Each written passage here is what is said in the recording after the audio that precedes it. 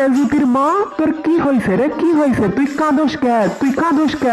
শুনো মহা দুঃখের কথা বলি তোমারে, মেঘলার মায়ের ফুসিং শুনে জ্যোতির বাপে মারে। এই যে হুনছে সালমার বাপ, সালমা আমার ঘুরে আইছে জামাই বাড়ি থেকে। কিছু একটা উপায় করো, তুমি আইসকে, হ্যাঁ তুমি আইসকে। লা লা লা লা লা লা লা লা লা লা লা।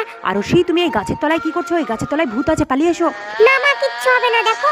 হ্যাঁ, আমি কোথায় চলে এলাম? এক্ষুনি তো গাছের কাছে ছিলাম। এগুলো ভূতের রাজ্য মনে হচ্ছে, পালাই। আমি তাড়াতাড়ি পালাই।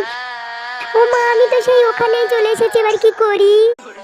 বাহ, এই ফুলগুলো তো খুব সুন্দর, দেখি দেখি একটু নারী। হ্যাঁ, আমি কোথায় চলে এলাম? আমি তো প্রজাপতি হয়ে গেলাম। তাহলে কি ওই ফুলগুলোতে জাদু ছিল? এখন কি হবে? ফল আছে, ফল, ভালো ভালো ফল, টাটকা টাটকা ফল। কারো লাগলে নিয়ে যান, তাড়াতাড়ি আসুন। ও ফলবেলা, আঙুর কত করে? 100 টাকা কিলো। আর এই কলা? 100 টাকা ডজন। ওরে বাবা রে, তোমার এখানে এত দাম কেন? আমার গ্রামেই তো কম দাম, 50 টাকা করে সব। আপনাদের ফল খেতে হবে না, যান যান, বাড়ি যান।